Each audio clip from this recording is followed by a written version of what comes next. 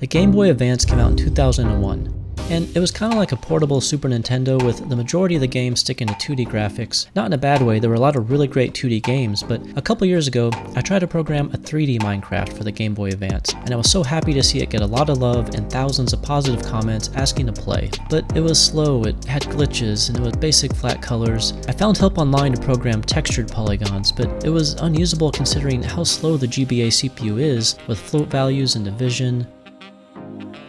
So I started over and I tried to draw just the fastest line I could, and then 3 lines, and then fill and interpolate between those points, create fast 3D projection matrix, sort polygons, backface culling, depth sorting with multiple cubes, and it worked perfectly without any problems. I am kidding, it was a nightmare. Some of the weirdest problems I have ever had to solve. Until finally, like magic, it all came together. I was shocked that the GBA could do this, and I would have been impressed if this came out back then, but the GBA predates Minecraft by about 9 years. And this is different. I created everything in my own unique style. I made the textures, the game engine. It's just my own fan-made, similar block building game, and I want you to try it. I want to see what you build with it. Links to download are in the description, but I highly recommend you watch this next section so I can explain how I compressed all the modern day controller buttons down to just a few GBA buttons. There are 2 ways to play. You can move the .gba ROM file onto a flash cart and insert it into a real Game Boy Advance, or drag and drop the game onto a GBA emulator like the Visual Boy Advance. So I'll show you the button information for both.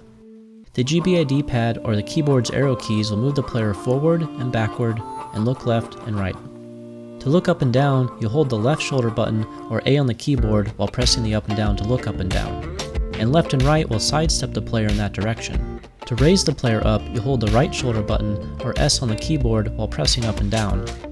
That red dot is where the cube will be placed, and you can raise that dot by holding the right shoulder button and pressing left and right. The bottom point is the location and the number of dots up is the height. This makes it easier to see the location that will be placed. You can add or subtract a cube with the A and B button on the GBA, or X and Z on the PC. And note that the dot will go away if it's out of view or out of bounds, so you might have to look down more to find it. To change the texture, you hold the Start button or Enter button while pressing the left and right to choose between 14 different textures or 14 different flat colors. By the way, the flat colors are way faster to compute, so if you want to build something big, I recommend using flat colors for speed. And that small dot in the corner is the frame rate. Any shade of green is above 30 frames per second, and if you're in the red, you're below 10. Press the select button or the backspace key to bring up the menu where you can find all these controls for reference. And I added a spinning camera mode where you can rotate and zoom in and better admire your build. And you can turn off the floor if you don't want it, but it does help while you're building. Currently in this 1.0 version, you can only save 1 file at a time. Every time you'll save it, it'll override that file, but you can rename that file and back it up for later when you want to reload it. So let's jump in and build something. I'm going to build around the origin dot and start stacking cubes about 4 units high. Then hold the Enter button to switch to, let's say, a wood texture. And let's build the same thing on the other side.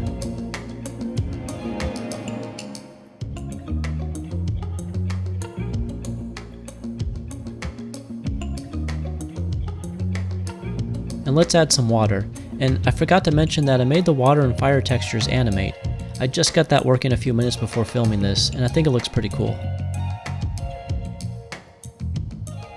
Finally, let's add some rocks in the water.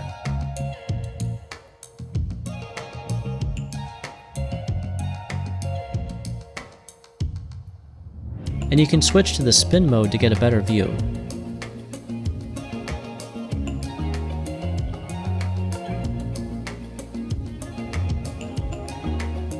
I plan to add more textures in the next version, but keep in mind that you can use the flat colors to make some pretty cool pixel art.